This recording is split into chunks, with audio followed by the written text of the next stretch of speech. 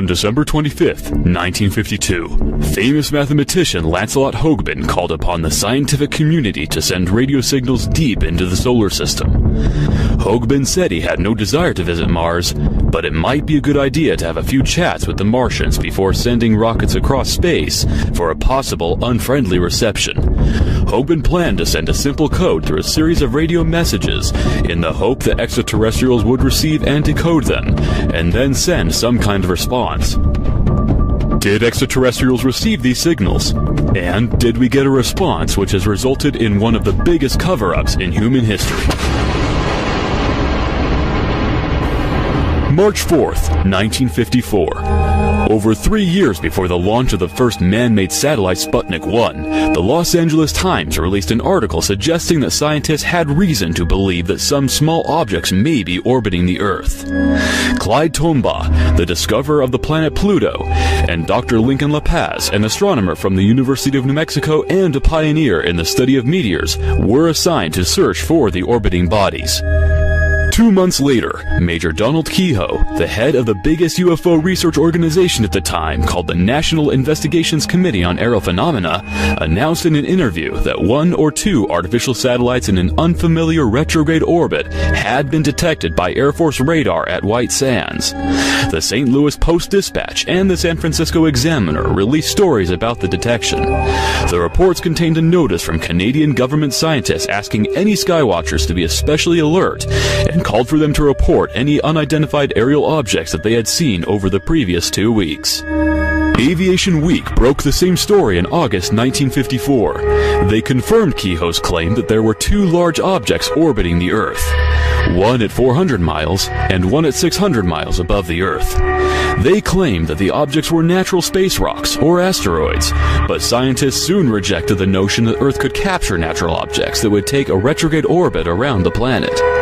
In January 1960, the Dark Fence satellite surveillance system detected another anomalous object which this time was in polar orbit.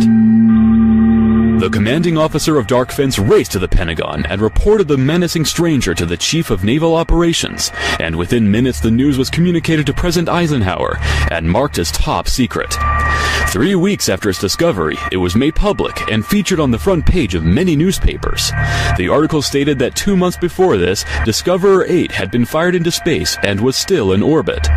But Navy trackers who keep a watch on all space objects said they knew the exact whereabouts of the Discoverer rocket casings, and that this object was definitely not one of them. At first it was thought that the object had been put there by the Russians. There was also some speculation that it was a stray British rocket from the Black Knight project. At the time, putting an object into a polar orbit and keeping it there was a feat that neither the British nor the Russians had been able to accomplish. But the object was soon dubbed the Black Knight, after the aforementioned British rocket. It took 1 whole month until Time magazine released an article offering the official explanation. And even though the Navy had previously stated that they knew the exact whereabouts of the Discoverer satellites and that the only one still orbiting was Discoverer 8, it contradictorily stated the evidence from both Air Force and Navy pointed to Discoverer 5, which was fired from Vandenberg Air Force Base in California in August 1959. In March 1960, a mysterious satellite was investigated by the CIA. The object was observed on March 6th by the crew of a Swedish Airlines plane. The captain's report stated that judging from all the circumstances, it was an unidentified satellite. It was very bright and moving in a northwesterly direction just after 8 p.m. He said without a doubt it was some form of satellite. The same object was also observed from the Stockholm Observatory. An employee said that it seemed to be a satellite, and that he was certain it wasn't a meteor. Both sightings were reported in the Swedish newspaper Today's News. The CIA report also talks of a so-called phantom satellite known as 1960 Alpha, which was also observed over Stockholm in Sweden on the same day.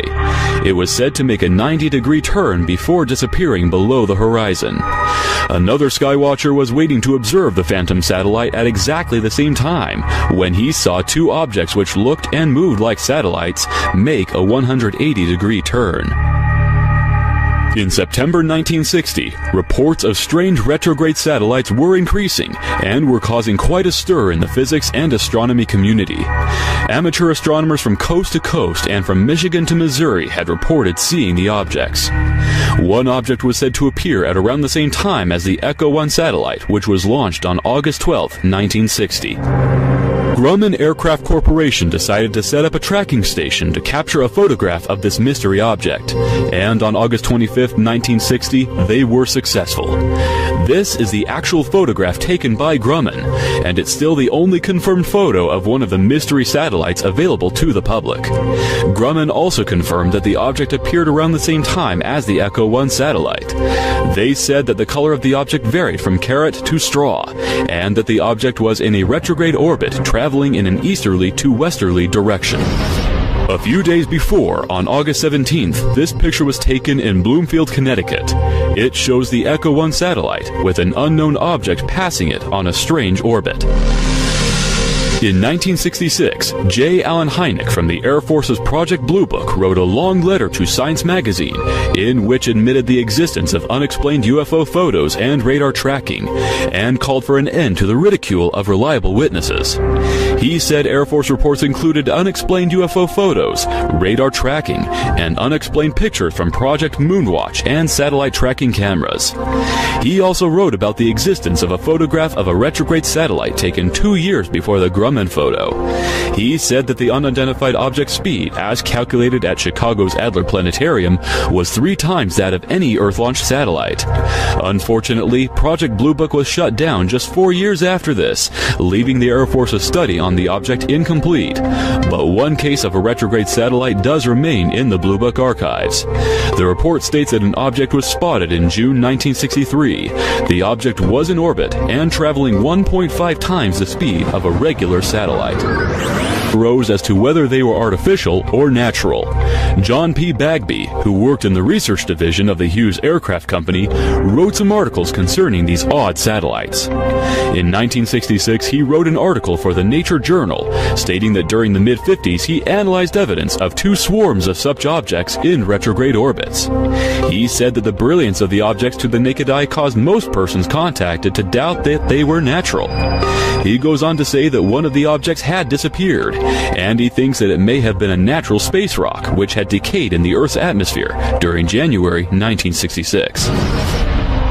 So did it decay in Earth's atmosphere? Not according to Bagby's follow-up article, in which he states that he was able to optically observe the object in January 1967.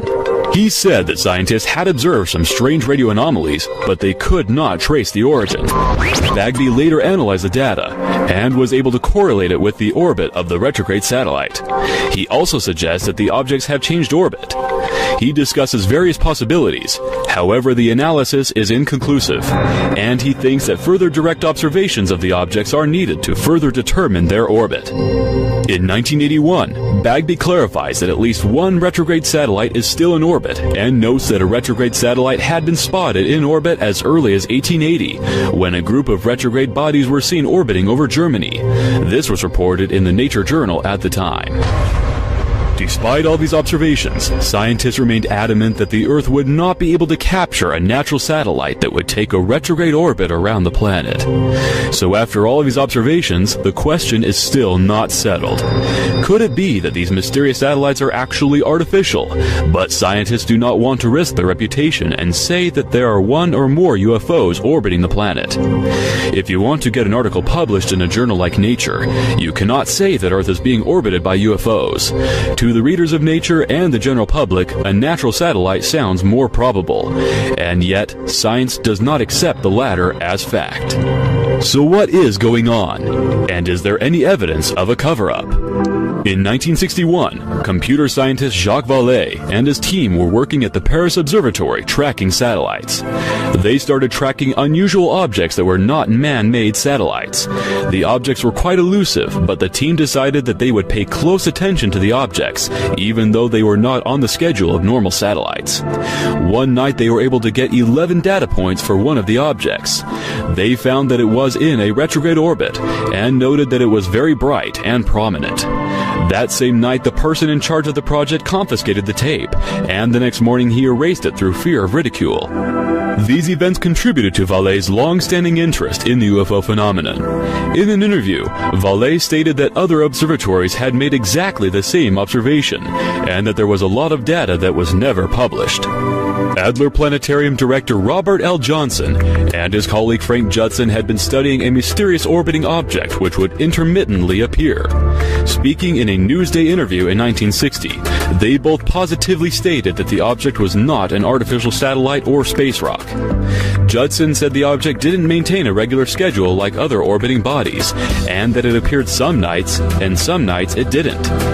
They also confirmed that when it did appear, it was usually at about the same time as Echo 1, but going in the opposite direction and about twice as fast. The object was orbiting the planet at an incredible speed, and it remained unidentified. But when Judson was asked the inevitable question, he said he doesn't know what the strange object is, but he doesn't believe in UFOs.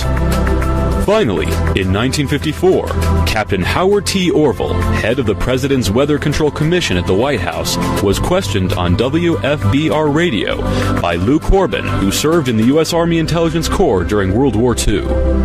He was asked if he knew of any condition under which two objects could enter the Earth's atmosphere and pick up orbiting at 400 and 600 miles out. To which he replied, "Not that I know of. Your doubts are well justified." Mr. Corbin then asked if the two bodies might be space stations. Captain Orville replied, "Well, that is an interesting thought. I don't know of any set of circumstances that would account for two natural objects orbiting around the Earth." During a broadcast with the same station 3 years later, Captain Orville said that he held the same ideas on unknown satellites orbiting the Earth as he had previously expressed. When asked if there was any new information about the unknown satellites, Captain Orville said that it appeared that the military might have kept the matter from publication. "From the American people?" asked Mr. Corbin. In reply, Captain Orville said he did not wish to call it a deliberate cover-up. He then added, "But we didn't hear any more about it, did we?" So there we have it. Evidence of a cover-up, and the answer to why scientists do not accept that the Earth could capture natural satellites in a retrograde or polar orbit. Because whatever these things are, there is an enormous amount of evidence which suggests that they are not natural. They didn't maintain a regular orbit. They appear and disappear, and have an odd color. They also change direction and reflect radio signals, which is impossible for natural objects.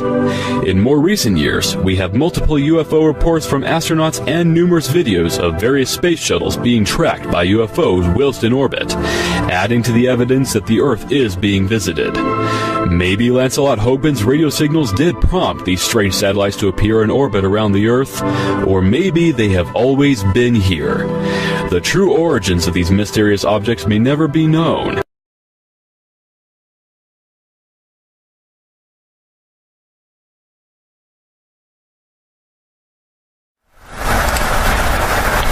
Black Knight satellite. It's claimed to be over 13,000 years old. It was discovered in 1954, and it's apparently the reason that we started the space race in the first place. So why has nobody seen it? Well, they claim it's in a polar orbit, and here we see an example of a polar orbit. But even in this type of orbit, somebody would have to be able to see this, guys, at some point in time. So why aren't we? It's because we're not looking for it. We rely on images from NASA and all of these government agencies, such as this video right here that I found. Is it legit video? Is it hoax video? I can't tell you either way, guys. I've seen so much stuff in the last year that it's so hard to tell. But when we look at this video right here, we can see the claim of this object being a seat is false. Look at the size. Look at the relationship in size as the shuttle passes over the Black Knight satellite, or what's claimed to be the Black Knight satellite. That's a pretty decent sized object right there, guys. So why is nobody talking about this? Why do we never hear anything about this? Well, we have a lot of people out there that report on it. A lot of people talk about it, but we really don't have facts on it, guys. That's what we need. We need a campaign where we have astronomers out there with telescopes, We need them looking in the skies. We need to find things like this. They're very easy to match up, guys. When we find a satellite through the telescope, we can match that up really easy. We know what should be there. We know what shouldn't be there.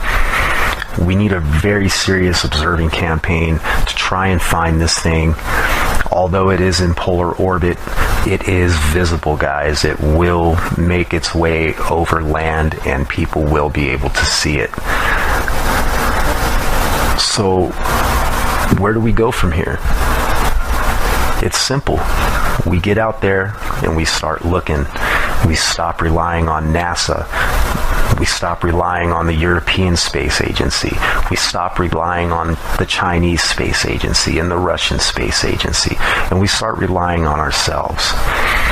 With the technology we have out there that's available to us, guys, we're perfectly capable of making observations such as this and doing searches like this from here on Earth with absolutely no problem. Like I said, it's not hard to match up a satellite in orbit. We got all the specs, we know where they should be, and we know where things shouldn't be. So why aren't we out there doing it? It's because we're getting lazy, guys. We come on YouTube, we go to NASA, we go to JPL, we punch in a couple letters on the keyboard and we get the information that we're looking for, or the information that we think that we're looking for. It's always altered, and it sucks. And it's never accurate, guys. The only accurate information we're going to get is from ourselves. Now, we see all these videos from NASA. We know about the UFOs that they constantly capture up there. Everybody's on board with this.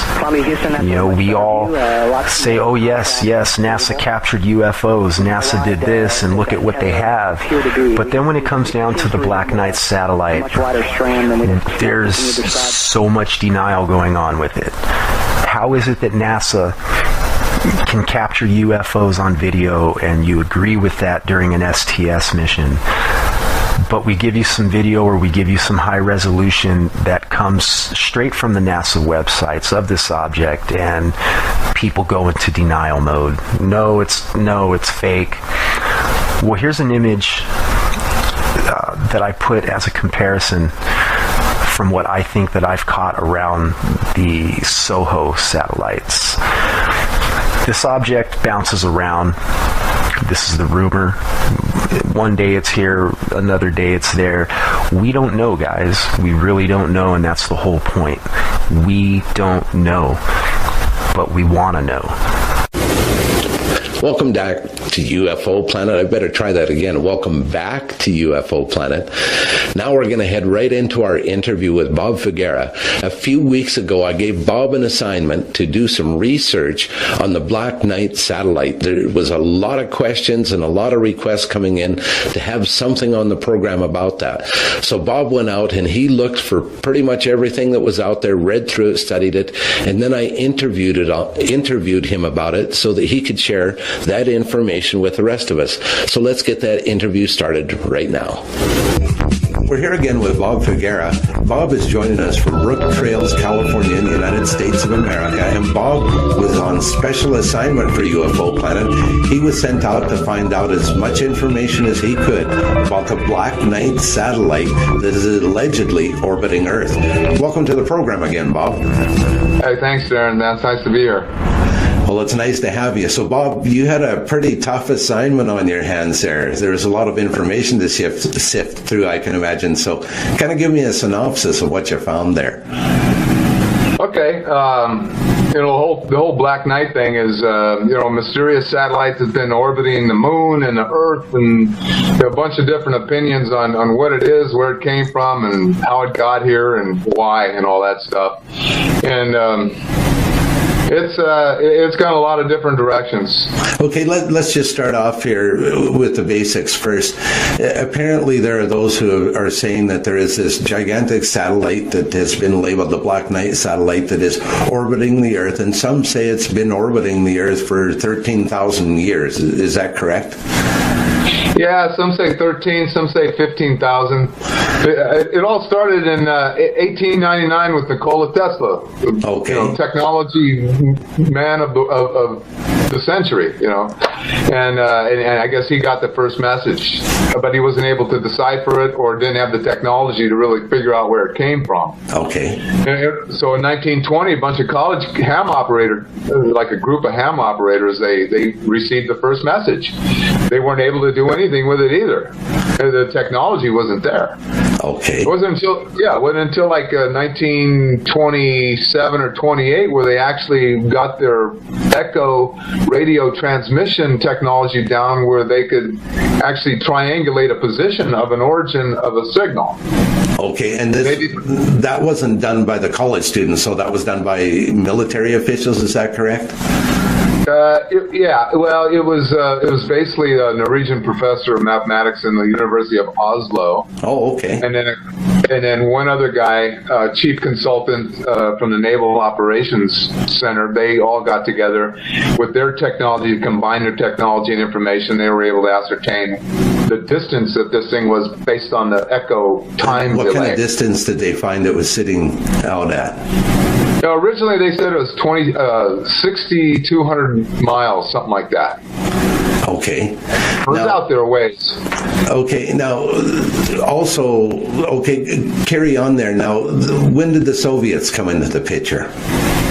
Well, that would be 1957 when they first launched Sputnik 1. They actually saw this thing in polar orbit on the moon, around the moon. Okay. And it was a it was a difficult target. They could never rely on it because they didn't understand the nature of its orbit. Okay. So they didn't know where to look for it because it was always changing. Okay, now then we move on. So that's the Soviets seeing it with Sputnik. And then we move ahead a little bit, not too much, and apparently some sort of a satellite that we had up, or the Americans had up at that time, was able to capture some of the first photographs of the satellite orbiting Earth this time. Yeah. From what I understand is that the information they got from the Soviets gave them the intention for their Discovery 5 mission. Okay. And so they launched it out from Vandenberg Air Force Base here in California in 1959. Okay. And their intention was to go film this thing. Apparently, Grumman had some contact or some technology that was in one of those satellites, the early satellites, and they actually got the first photos of it. Okay. Now, is it true that this is kind of what the time in history when kind of the flow of information stopped about the Black Knight satellite? We all of a sudden didn't hear a whole lot about it anymore. Is that correct? Well, that was just the real early stages where they were actually just starting to get some real information about it. Because they had a new program. The Defense Department had a new program called Dark Fence. And it was a tripwire radar that went from Alabama to Arizona with these 50 meter wide transmission receivers, whatever. Okay. And so they actually got 2 sightings up the first day it was running, and then they'd gotten several more in the upcoming days. So that's where the real interest started with the government. And then in like 1960, the commander of that project went to the Pentagon and talked with some commander there, and they all got excited, and they went running to Eisenhower, and they all labeled it as top secret. Okay, so that's where the flow of information comes to a cease then. Not really. It changed orbit from the moon to Earth in 1960, and they thought it was a new satellite. But apparently, somehow, either their first assumptions were wrong and it was actually been in polar orbit, so the Soviets didn't know this, and they thought it was a new satellite. but apparently it had been going around the Earth above them, because when their orbit was at 200 miles, this thing was way above them. Right. And they could only see it when it was out in front of them, because it was always over their head. Okay. Right. So that led to some confusion then at the time. Yeah. Well, all this stuff was all brand new to them and stuff. Oh, and, absolutely. So. Now, how do we advance up? Sorry, go ahead. It wasn't until like 73 with this writer. He was an astronomer, a writer, Scottish guy, Duncan Lunan.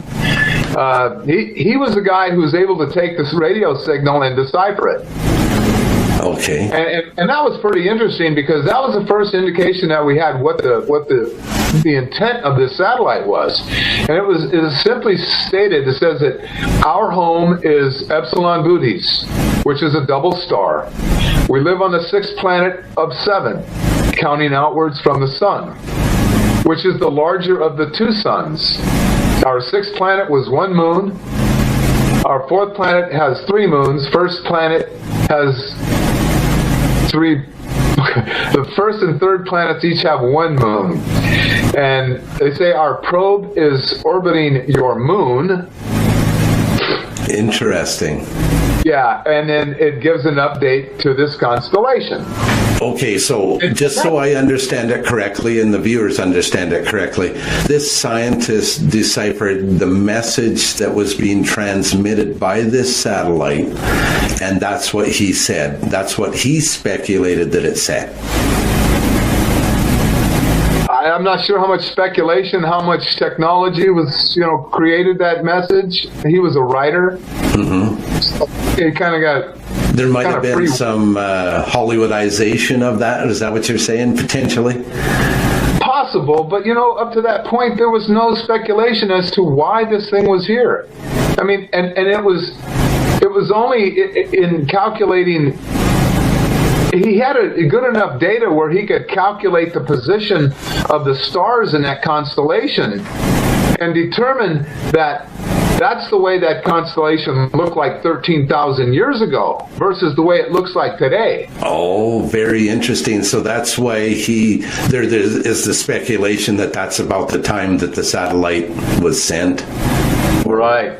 Oh, it all adds together there. Yeah, so now people are wondering, okay, well, if they put it up there 13,000 years ago, why would they do that? And many people have made speculations as to why, and I've read all the reports and stuff, and the way I see it, there's only 3 possible explanations. Okay. And that is that, the Black Knight was put over our planet because they had to leave our planet. And they wanted to leave a historical record of why they were there, why it was left there, and where they went. Okay. Interesting. Okay. Second. So, the second would be the development, since we understand the time-space continuum thing, right? Mm-hmm. And that this is just simply a time capsule that was placed there by those off-worlders who actually live on that planet Bootes in the Epsilon constellation. Okay. Now, and number 3. Well, that would be that there was some new discoveries recently, and now this is on me, okay? I'm going to take responsibility for this, because I came across some information that says that as our planet is changing, a global planet, and the global warming is changing the Siberian tundra to the point where now that the researchers can actually get deeper into Mother Earth, and because it's like a layer of trees. The deeper you go, the further back in history you go. Yes. And they discovered now that these new findings that they're having from the mammoths have yielded extremely high particulate levels of radiation. And it's a type of radiation that we've never created on this planet. And they're finding this in the layers. They're finding this in the layers where these remnants of the mammoths are at right now. So one can conclude that if there was enough radiation to kill the mammoths, then what would it have done to the inhabitants of this planet? Assuming that they were maybe advanced beings who came here from some other world and they settled here. And interestingly enough, the last report that I know of about the galactic wars between the humans who took this planet over versus those reptilian beings, they had this big war. And what better way to knock somebody off the planet than to contaminate it? And they were low-dimensional beings. Interesting speculation there, Bob. So, I don't know. It could be any one of those three. Well, one thing for sure, it's very interesting, and we've been fortunate in that we have more technology up in space, and we've been able to see some more recent photographs that were taken from the shuttle missions, and which prove that something's up there. Would you believe that, Bob? Do you think that the Black Knight satellite is truly orbiting the Earth? One word, yes or no? Absolutely. Okay. Absolutely. And they still think it's up there, but it's in some kind of a strange orbit, and they don't always see it, or they're just stepping on it. They believed it because they got the pictures of it that they took from the space shuttle, and they declassified it from top secret, to public domain or whatever, and everybody was already tired of the story. But then when the interest redeveloped, they pulled all the photos off their NASA website of January this year. I don't know, out of very fear, interesting. What? So I think when they do things like that, it causes more speculation than anything. It causes more interest to rekindle itself. But we're running out of time here today, Bob. I just want to thank you for doing such an impeccable job on researching the Black Knight satellite. I'm sure we'll be hearing more about that in the future, but we certainly appreciate what you've brought to the table here for us today. Well, thank you. Thanks for the assignment. It was a very interesting assignment. I was glad to be able to spend some time doing it. Well, you did a great job, and I look forward to your next one. And until then, thanks so much, and you take care, Bob. Thank you, Darren. Well, NASA has cleared the shuttle Atlantis for landing tomorrow morning, I think about 6:41, despite astronauts spotting 3 new pieces of debris floating in space. This is one day after the discovery of 2 other mysterious objects. Kim McIntyre is down at Johnson Space Center. Pieces of debris floating around close to the shuttle today. NASA wanted to make sure the shuttle was intact and ready to withstand the long and dangerous journey back home. NASA says nothing stood out and was not out of place during the 4.5-hour inspection of the shuttle, but mission managers did an additional survey of the shuttle's protective heat shield anyway. The surveys were initially sparked by a mysterious object floating under the spacecraft yesterday. It was detected shortly after a routine check of the shuttle's steering jets. Now, since Columbia, NASA developed several tools and procedures to safeguard the shuttle while in space. NASA admits they may never know exactly what the unknown objects are, but confirms the shuttle is ready to handle the 3,000-degree temperatures it will meet as it re-enters the Earth's atmosphere. Over the years, we have chased many of these things, maybe not with the visibility that this one has gotten, and rarely, if ever, been able to pinpoint exactly where they came from, and always finding out that it didn't pose us any hazard. 35,000 miles an hour can cause serious damage to the shuttle. So what could these things possibly be? I mean, a lot of people are writing in saying satellites. Pieces off could they be satellites? Pieces of satellites? Well, they're unlikely to be off a satellite because the fact that they're in the same orbit as the shuttle. They're floating along with the orbital. So more than likely it's something that was maybe dropped in the payload bay during the servicing of the shuttle, and during the thruster firings and the flight control checks yesterday, they floated up out of the bay and just started falling off. But I don't recall seeing this in recent missions. Is this something that happens frequently and it's just not reported? Occasionally. On my second mission.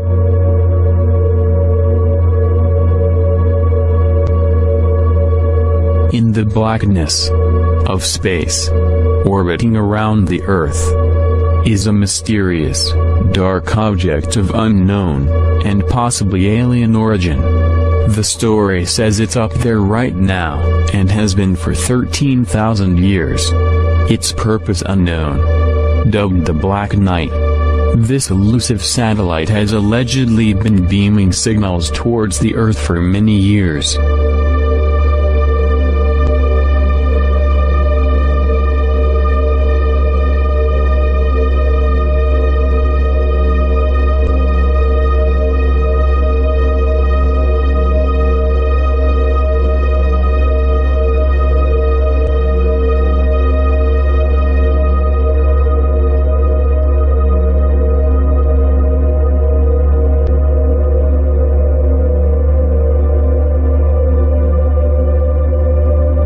Nikola Tesla was a brilliant Serbian inventor who spent most of his career in the USA. He was an electrical engineer and produced works which explored the idea of radio and wireless transmissions. In 1899, Nikola Tesla, with the aid of his financial backer, J.P. Morgan, set up at Colorado Springs an experimental laboratory containing high-voltage radio transmission equipment. The lab had a 200-foot tower for transmission and reception of radio waves and the best receiving equipment available at the time. One night, when he was alone in the laboratory, Tesla observed what he cautiously referred to as electrical actions which definitely appeared to be intelligent signals. The changes were taking place periodically, and with such a clear suggestion of number and order that they could not be traced to any cause then known to him. Instead, he announced that regular signals must be coming from an intelligent outside source. Undaunted, Tesla continued his wireless power experiments for 6 more months.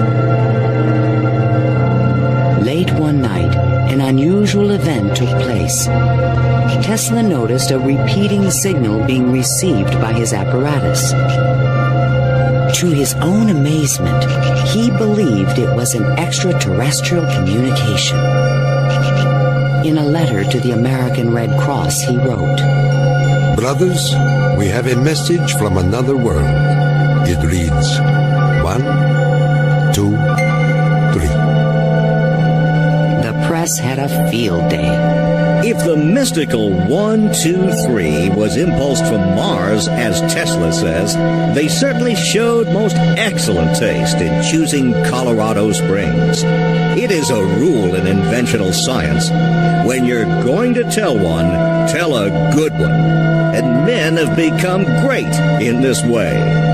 Colorado Springs Gazette.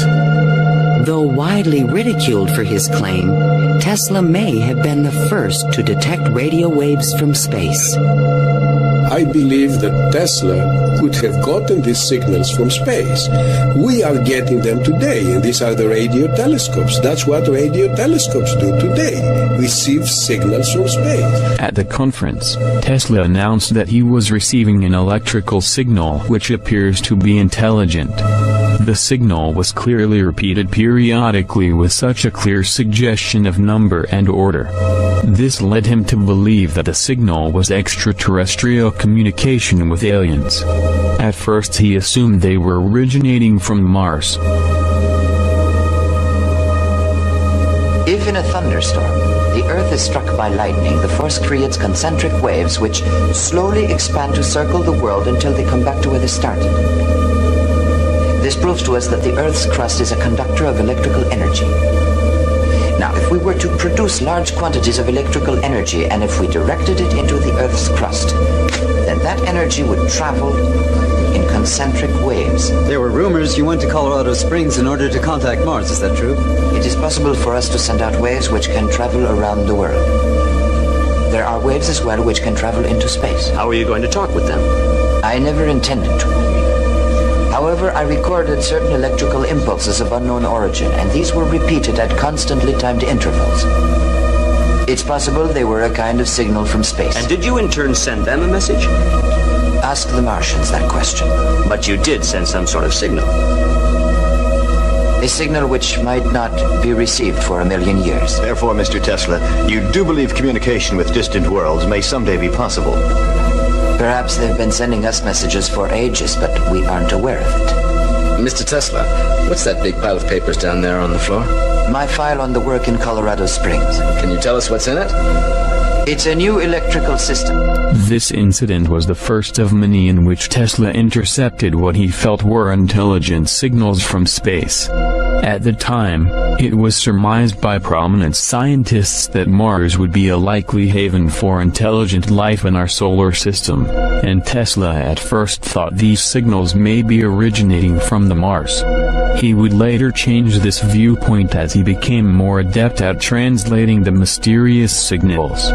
Near the end of his life, Tesla had developed several inventions that allegedly could send powerful amounts of energy to other planets. By 1920, Tesla had grown confident that he was able to make sense of the strange radio broadcasts from space. However, soon afterwards, Tesla began to express great concerns about beings from other planets who had unsavory designs for planet Earth. The signals are too strong to have traveled the great distances from Mars to Earth, wrote Tesla. So I am forced to admit to myself that the sources must come from somewhere in nearby space or even the moon. I am certain, however, that the creatures that communicate with each other every night are not from Mars, or possibly from any other planet in our solar system. Today, there are those who believe Nikola Tesla was listening to a transmission from an orbiting satellite of unknown origin. Could the transmissions be coming from the Black Knight satellite?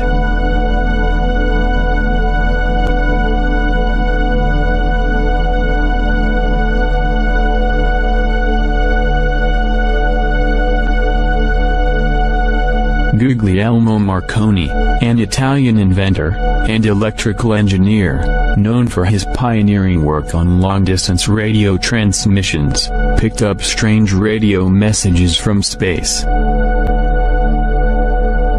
In London, January 28, 1920. In an interview granted to an editor of Daily Mail, Guglielmo Marconi asserts that the radio telegraph stations often receive radio signals of which nobody until now is successful to discover the origin. They are signals surely sent from great distance, and outside of the terrestrial atmospheric zone, because they are at the same time picked up by distant radio telegraph stations, like London or New York. It has not been possible, Guglielmo Marconi says, to decipher some comprehensible message even if it uses a kind of Morse alphabet that are repeated many times. Marconi says that the scientific investigations over the origin of the signals are continuing and that it cannot give some reliable explanation of the phenomenon, but not exclude that these radio signals can come from other planets or from the sun. The Daily Mail closes the interview to Marconi and it wonders if we do not find ourselves already at the best of the greatest discovery that mankind can make, to enter in communication with people of other planets. Also, in the 1920s, amateur ham radio operators around the world were able to receive this same signal.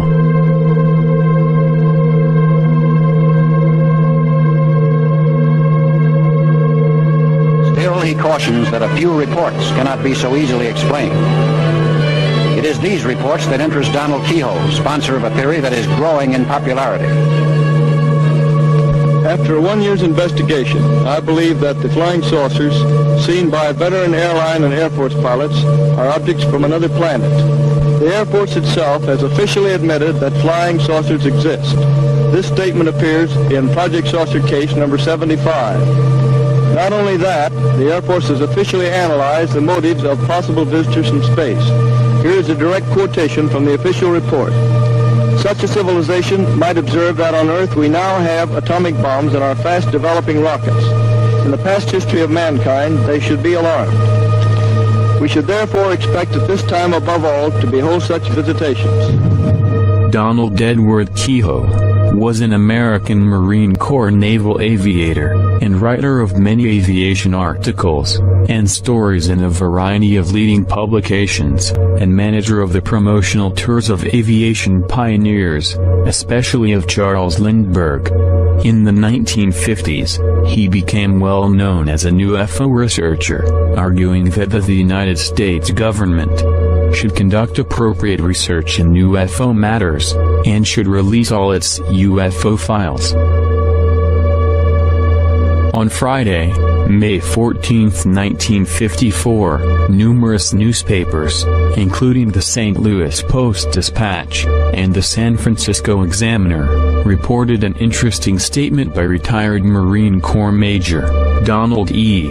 Kehoe, who states the Earth is being circled by one or two unknown artificial satellites. The United States government scientists at the White Sands National Monument, he added, were making an effort to locate, chart them, and determine their origin.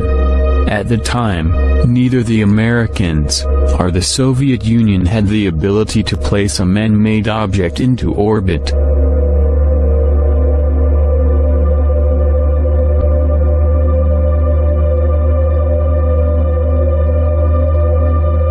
On August 23, 1954, Aviation Week magazine ran a story on two satellites that had been found at 400 and 600 miles out in space.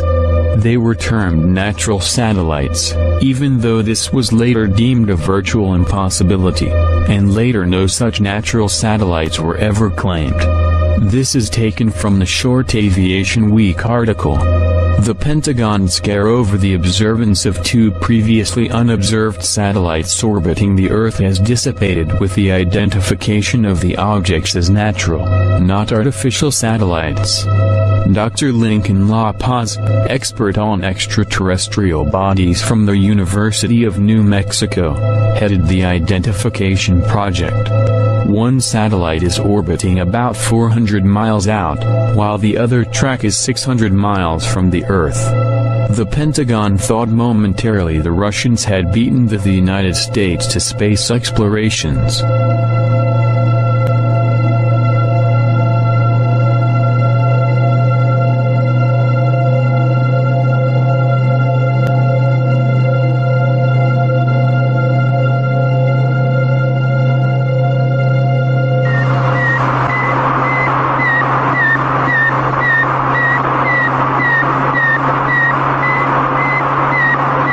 CBS Television presents a special report on Sputnik 1, the Soviet space satellite. Douglas Edwards reporting. Until 2 days ago, that sound had never been heard on this Earth. Suddenly, it has become as much a part of 20th century life as the whir of your vacuum cleaner. It's a report from man's farthest frontier, the radio signal transmitted by the Soviet Sputnik, the first man-made satellite as it passed over New York earlier today.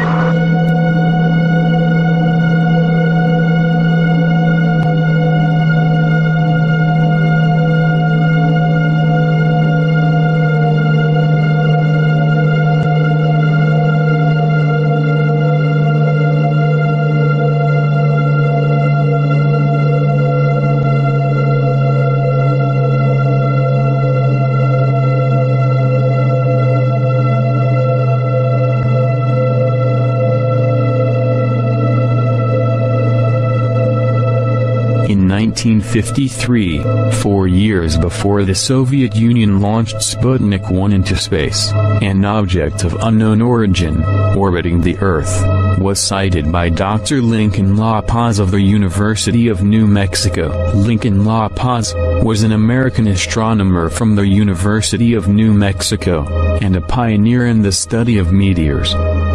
As more and more reports of unknown satellite sightings trickled in from around the world, the United States Department of Defense appointed distinguished astronomer Clyde W. Tombaugh, best known for his discovery of the dwarf planet Pluto in 1930, to run a search for the mystery object. The mysterious object later became known as Black Knight. The Pentagon never formally released the results of Dr. Tombaugh's study. No more was heard about the object until December 1957.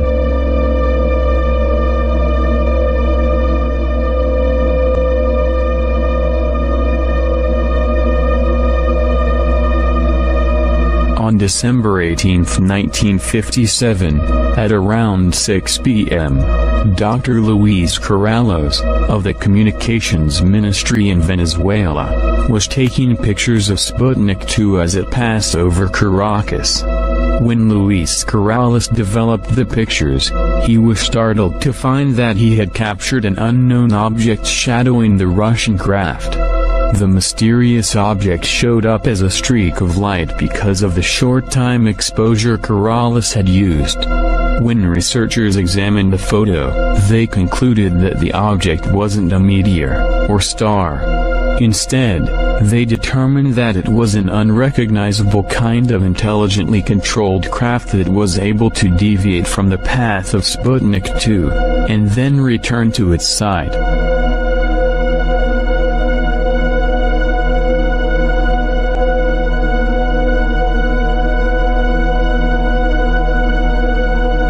In 1960, the Black Knight makes another appearance when American newspapers report on an unusual object in polar orbit.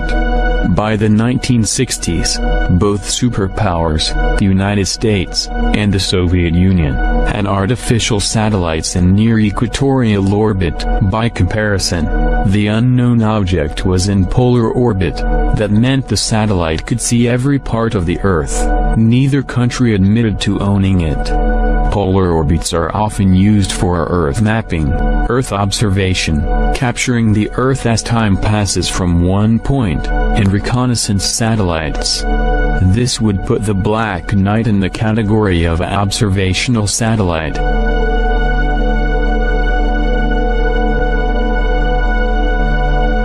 Astronomers and scientists observing the object calculated its weight to be over 10 tons, which would be at that time the heaviest artificial satellite to orbit our planet. The Black Knight's orbit was unlike any other object orbiting Earth. This is what Robert L. Johnson, director of the Adler Planetarium, had to say about the object. The object, Judson said, doesn't even have the decency to maintain a regular schedule, like any other heavenly or man-made object he's ever seen. We don't know when to watch for it, he says. It appears some nights, and some nights it doesn't.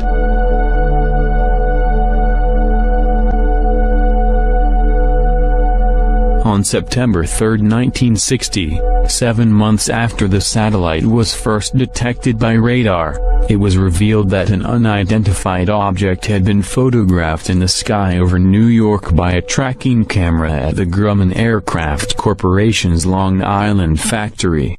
The object, which appeared to emanate a red glow, had been seen several times during the preceding 2 weeks, apparently following an east-to-west orbit, whereas most satellites were launched in the opposite direction.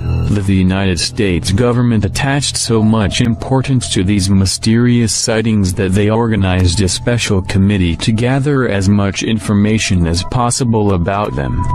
But the committee's findings, if there were any, were kept secret, and the sightings were forgotten.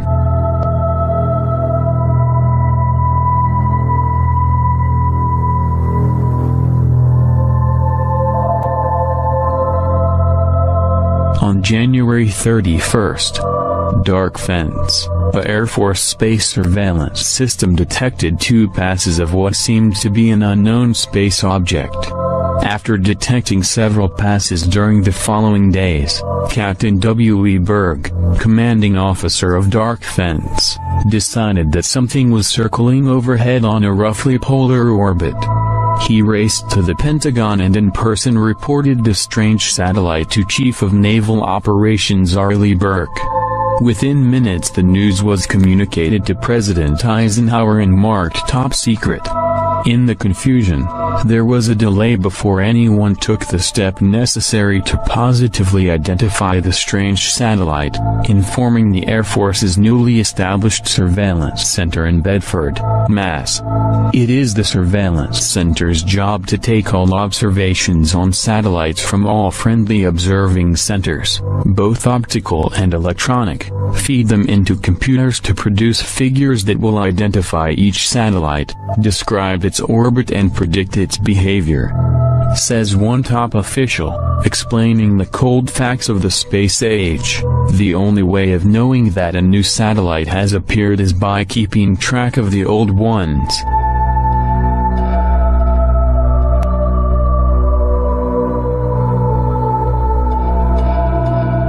Gordon Cooper was an American aerospace engineer, test pilot, United States Air Force pilot, and one of the 7 original astronauts in Project Mercury, the first manned space program of the United States. Cooper piloted the longest and final Mercury space flight in 1963. He was the first American to sleep in space during the 34-hour mission and was the last American to be launched alone to conduct an entirely solo orbital mission.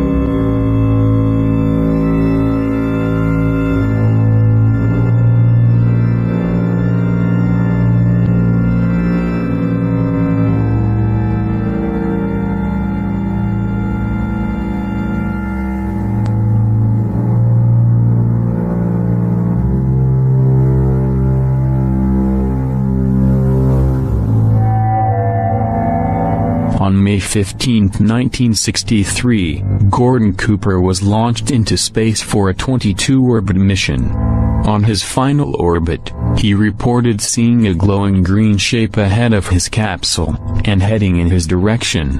It is said that the Muchia tracking station, in Australia, which Cooper reported this to, was also able to pick it up on radar traveling in an east-to-west orbit.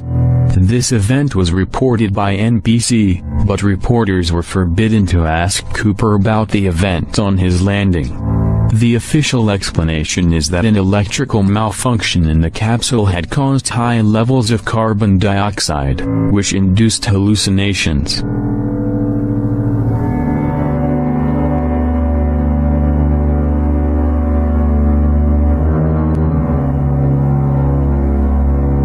These are the transcripts from the mission.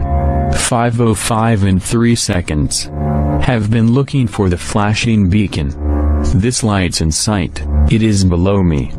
It is quite a brownish, reddish-brown, and considerable altitude above the ground. Every time I fire a pitch-down thruster, I get a shower of these little fireflies. The light is flashing now. It's quite bright, quite discernible. It appears to be about 10 to 12 miles away, about the order of a second magnitude star.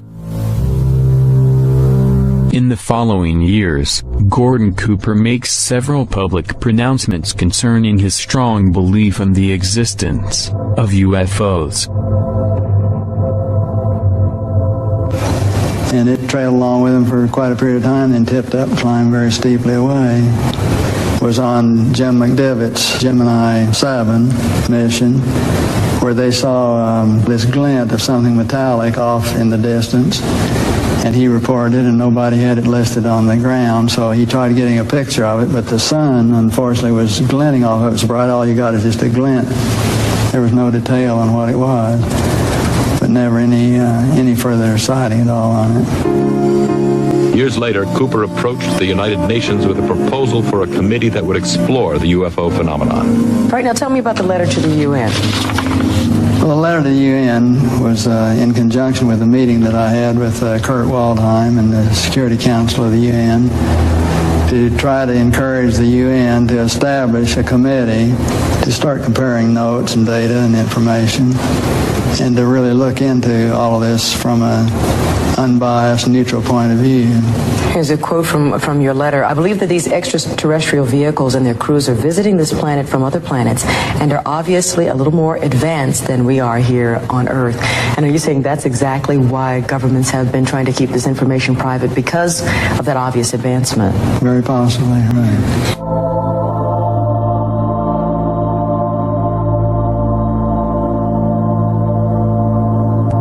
1973, in an article in Spaceflight, The magazine of the British Interplanetary Society, Duncan Lunan, an astronomer and science fiction author, said he had identified and deciphered a hidden radio message sent by an alien space probe that had been caught, but overlooked in the late 1920s by a collaboration of Norwegian and Dutch researchers who were studying the long-delayed echo effect.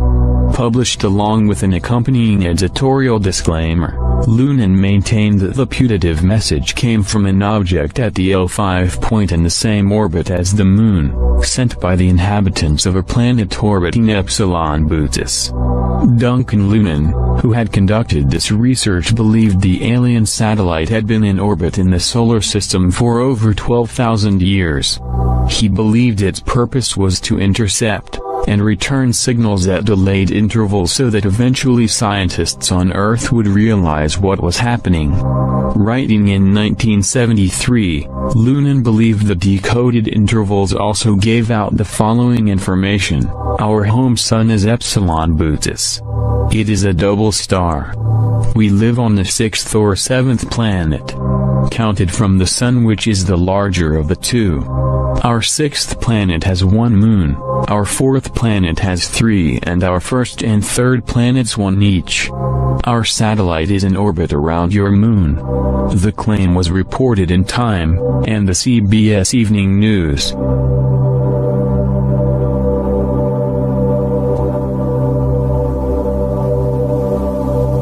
When start, Endeavour's onboard computers have primary control of all the vehicle's critical functions.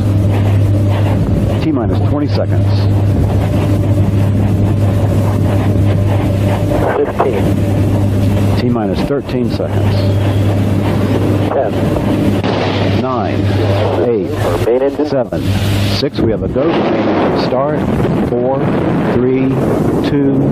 1. We have booster ignition and liftoff of the Space Shuttle Endeavour, continuing the union of U.S. and Russian space endeavors.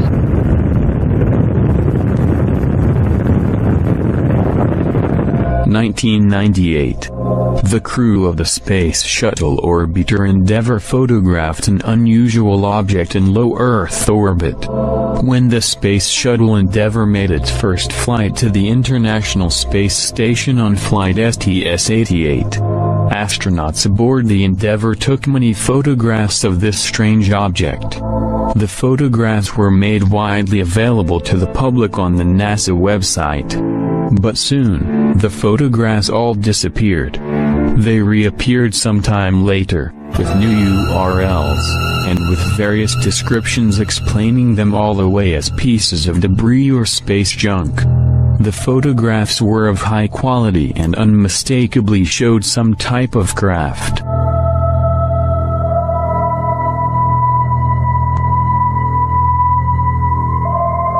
These are the photographs taken by the Endeavour.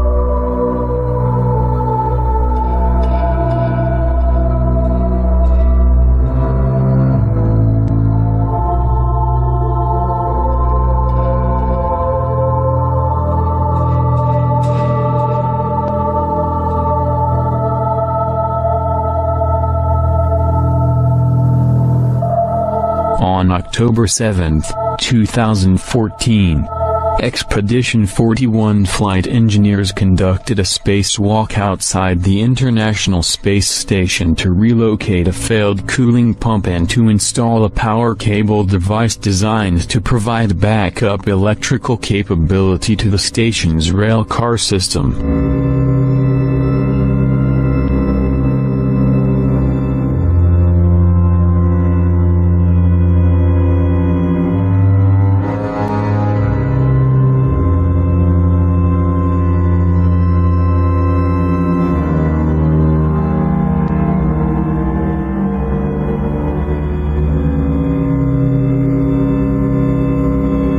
In the background, beneath the astronauts, suddenly, a mysterious craft appears, and hovers for a few seconds. This event was captured on NASA's live camera feed.